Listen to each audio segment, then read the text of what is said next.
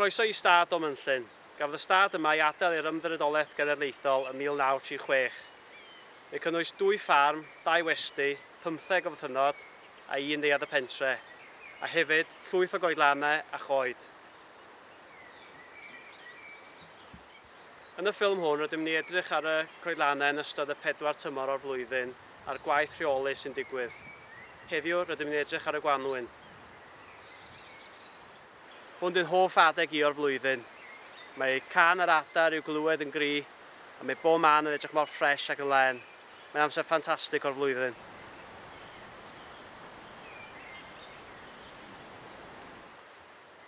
O'r Gwanwyn yma, da ni wedi cael gafel ar 3 o wartheg ucheldir a'i cyflwyno fewn i'r coedlan yma I boru'r llystyfiant oddi ar y ddaear.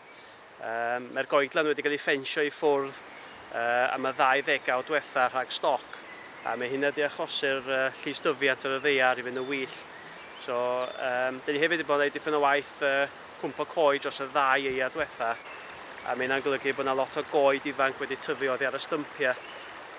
Felly mae'r gwartheg ucheldir yma, maen nhw dda yn bori anialwch a choed a mieria felly. A wedyn gobeithio fydd nhw fewn wan dros yr he. Gobeithio fydd nhw'n cael gwared o'r llystyfiant a fydd I dipyn glanach ar wyneb y ddaear. Mae'r goedlan yma yn arbennig am y diddordeb cen sydd yma.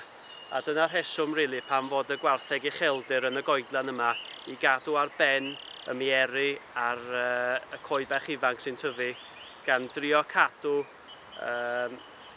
trwnc y goeden yn glir a gobeithio cael mwy o olau I fewn a dyna'r amodau mae'r cen yn hoffi. Mae'r gwaith tynnuo da ni wedi wneud yn y rhan yma'r goedlan wedi golygu bod garlleg gwyllt wedi cynyddu'n aruthrol ar llawr y goedlan.